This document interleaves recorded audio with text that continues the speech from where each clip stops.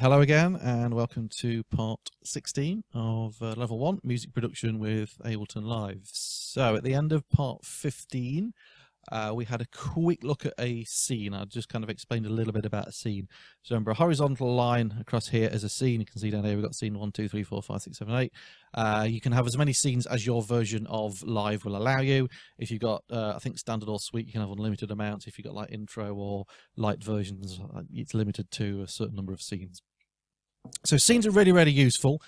We can use these to kind of like sort of make an arrangement on the fly of our track, which we can then record into the arrangement view. Scenes are also very useful for live performance as well. So let's just go back to our MIDI clip. So what we're going to do, if we look at our MIDI clip, we've got obviously quite a few different instruments in here. There's quite a lot going off. Obviously we've got the kick, we've got the clap, we've got the snare, we've got the closed hi-hat, open hi-hat, we've got a cowbell and a high tom.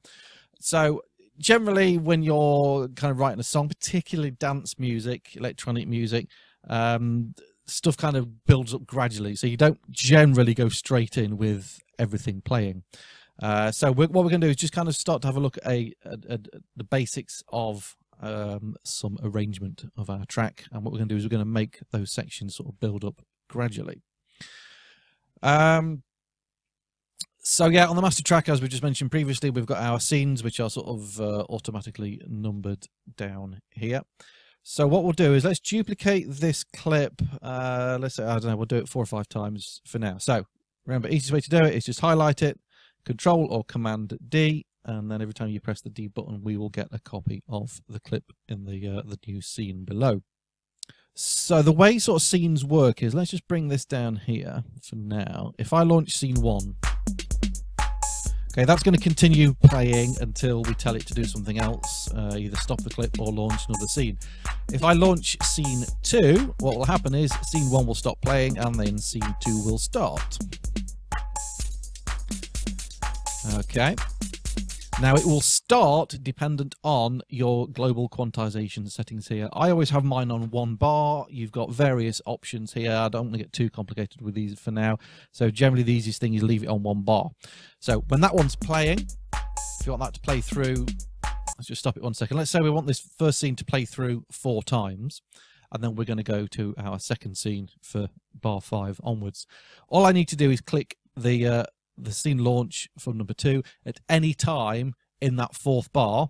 So if I click it on beat 1, it will wait until beat 1 of the 5th bar. If I click it on beat 3, it's still going to wait until beat 1 of the 5th bar. So if I just show you that, so there's your first bar, second bar, 2, 3, 4, 3, 2, 3. So if I click now, it's going to wait, and then it will start on beat 1 of the 5th bar. Okay, and that's set for that for 2 bars.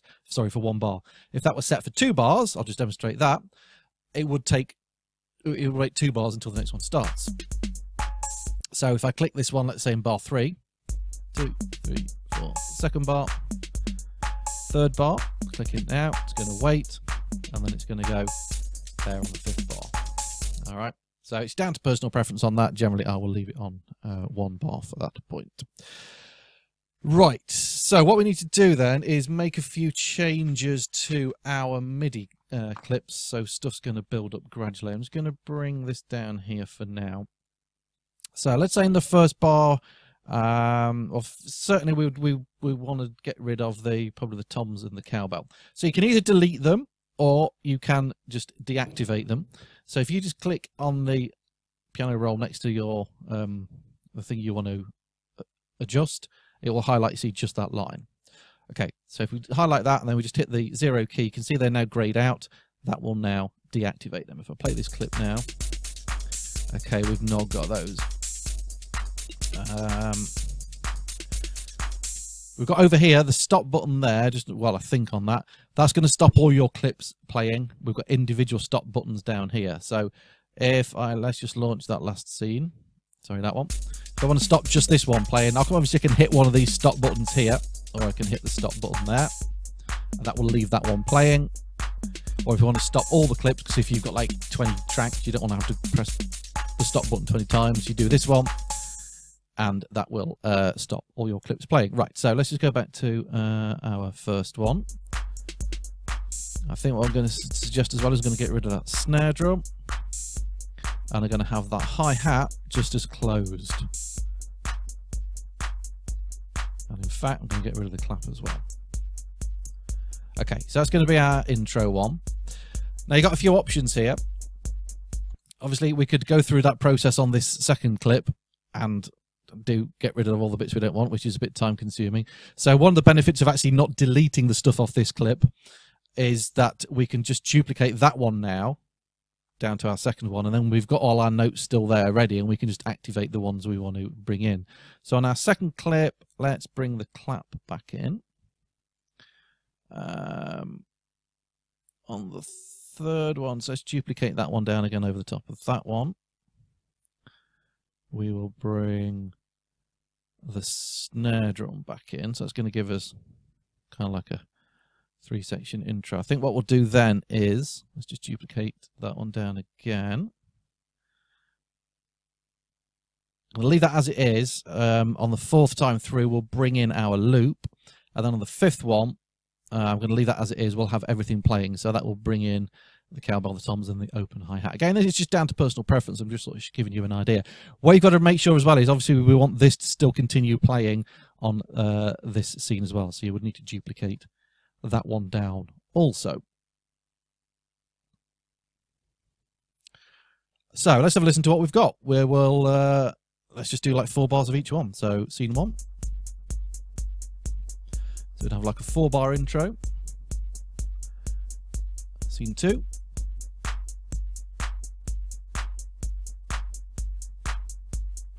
Scene 3 coming up.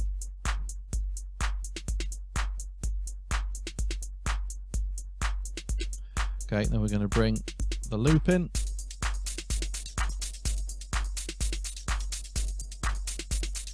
And then we'll go for the whole thing.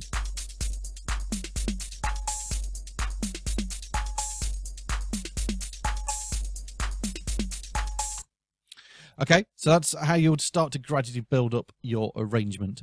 So I'm going to leave that one here. In part 17, we're going to just develop this on a little bit further. Okay, so thanks for watching, and I'll see you in the next one.